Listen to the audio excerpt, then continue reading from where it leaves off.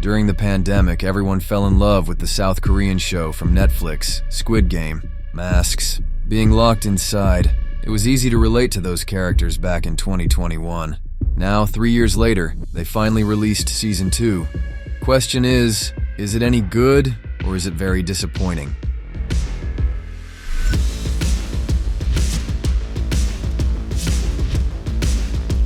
The idea for Squid Game came to the creator of the show, Hwang Dong-hyuk, in 2008. By the way, I will likely mess up a lot of names in this video.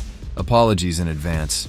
Being full of debt and reading Kaiji, a manga about a guy with poor financial habits who gets involved in life-threatening games, he thought of writing a feature film with a similar plot, although no one in the South Korean film industry wanted to touch it because it was too sci-fi and grotesque. Weird, considering this is the country that gave us Oldboy. But Hwang abandoned the project and made other films which were very well received in the country, like The Fortress or Silenced. By the way, do you recognize the actor? Around 2018, Netflix was trying to expand its original series roster with non-American productions, so when Hwang brought his old film concept for Squid Game, Netflix said, "Hell yeah." They were expecting it to be a hit in South Korea. The idea was good, the actors were known, and Hwang himself had a good reputation as a director. But no one could predict the global phenomenon that it would turn into overnight. Squid Game, most watched series ever. Squid Game! Season 1 introduces us to Seong Gi-hun, a man pushing 50 who still lives with his mom and frequently begs her for money to fuel his gambling addiction, particularly his love for horse racing. However, his world takes a turn when he learns that his ex-wife plans to move to America, taking their daughter with her. So when this weirdo approaches him in the subway, gives him some cash, slaps the shit out of him and tells him about the big game, Seong hesitates at first, but then he realizes that winning the money could give him a chance to fight for custody of his daughter, pushing him to take the risk. So this is how our man ends up on the secret island, and the games begin. The players participate in a series of deadly games, all based on traditional children's games in South Korea, but with fatal consequences for those who lose.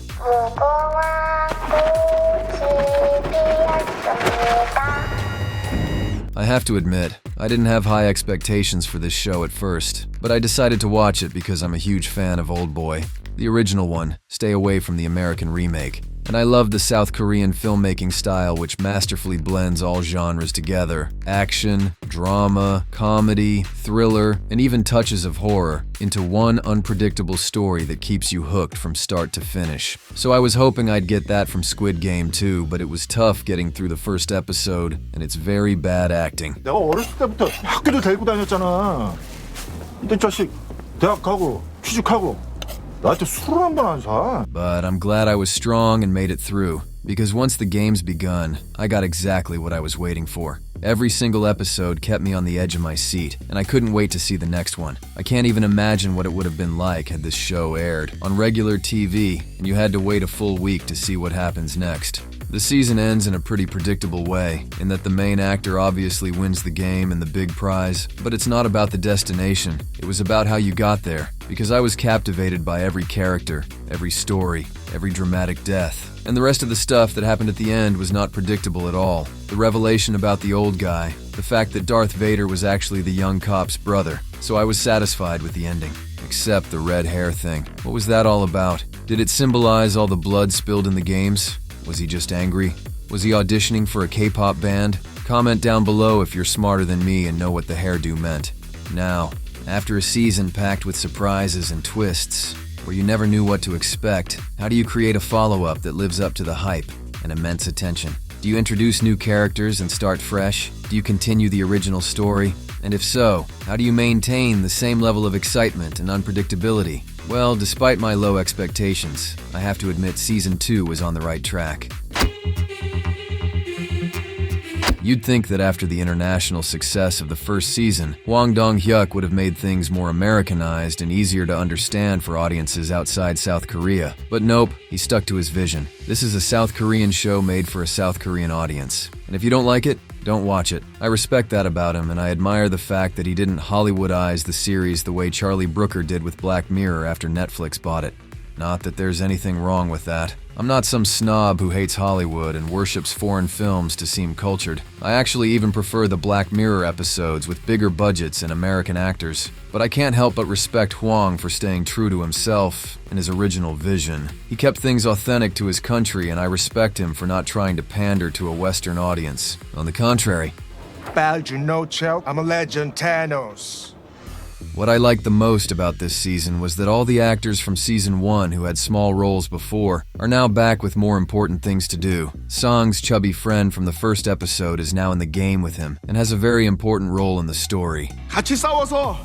The loan shark who was chasing Song in the first episode now works for him and respects him for paying off his debt and being a man with courage and principles. 그래도 성기훈 그놈이 지발로 찾아와서 돈도 갚고 일거리까지 준 덕분에 그동안 니들 월급도 주고 사무실 유지도 한 거야. The young cop is now working alongside Song and still wants to get to his evil brother, who now also has a major role in the season, taking the old dude's place as player 001 to keep his enemy close. And by the way, I'm pretty sure the old man was his dad. 초코우유는 없나요? 제가 흰우유를 못 먹어서요. 우리 아들이 꼭 자네 같았거든. 아니요, 저 괜찮아요. 아니 그냥 마셔요. 내가 원래 흰우유를 못 마셔요. And the weird slapping dude from the first episode is back too. And after dancing like a pigeon on some bread, he comes back to face Song in the absolute best scene in the whole show.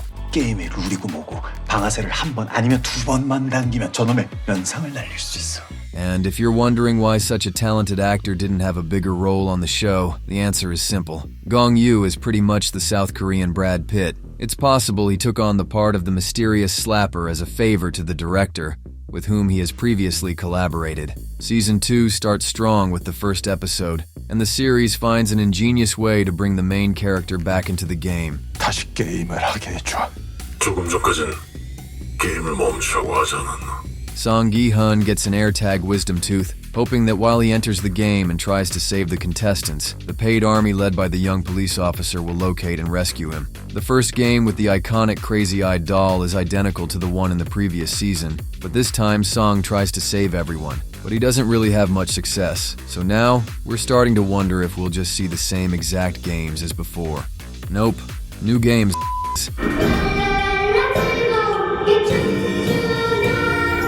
The show managed to continue the story from the first season, introducing new games and a good reason to get Song back in the mix. Adding 001 by his side this time makes every moment incredibly tense because you never know what's coming next or what this enigmatic mother will do. By the way, in my opinion, 001 delivers the best acting performance in the series. 필요할 거 없다. 진짜 괜찮겠어요? It was clear they couldn't replicate the same sense of mystery and tension from the beginning, where you had absolutely no idea what would happen next. However, they found the most logical and elegant way to restart the games and keep them engaging, which left me pleasantly surprised. However, I have two major issues with this season.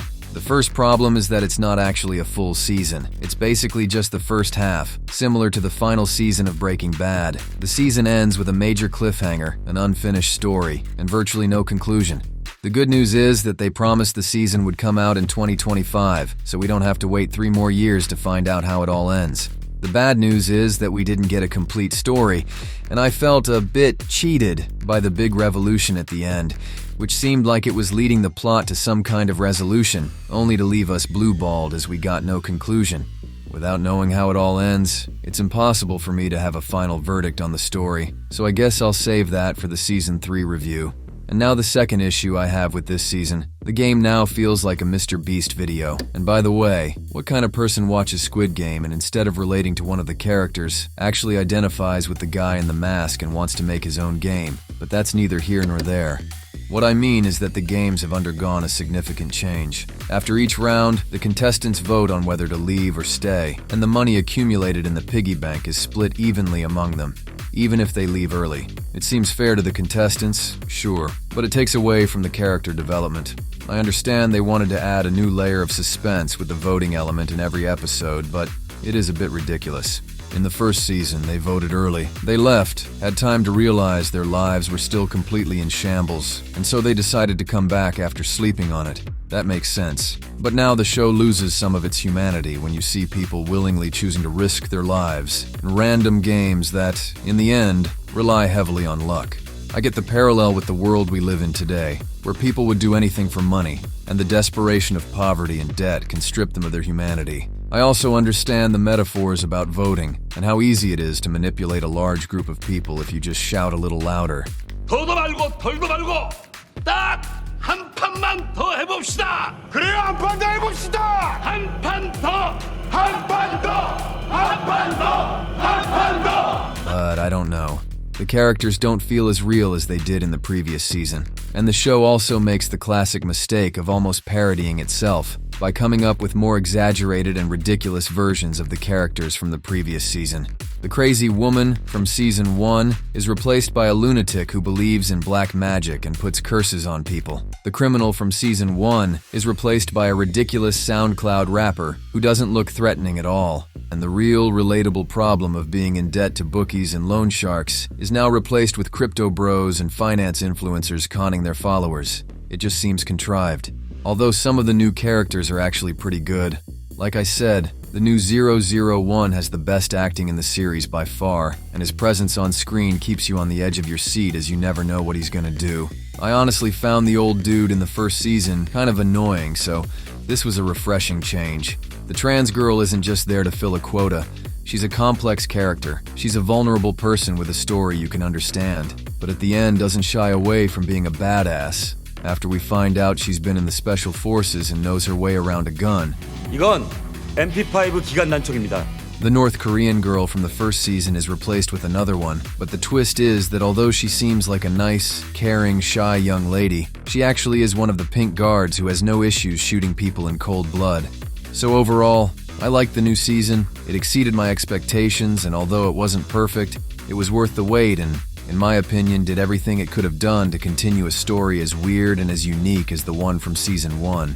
But I would have liked to get a full season with a full story arc, instead of just getting the first half without warning that it would end abruptly and continue a year later. But I appreciate the fact that they want to end the show in 2025 and not milk it for another few years like the other foreign Netflix show with masked bad guys in red jumpsuits. If this video gets 8,000 likes by the time Season 3 is released, I will fly to Seoul and do a vlog with real filming locations from the show to go along with my review.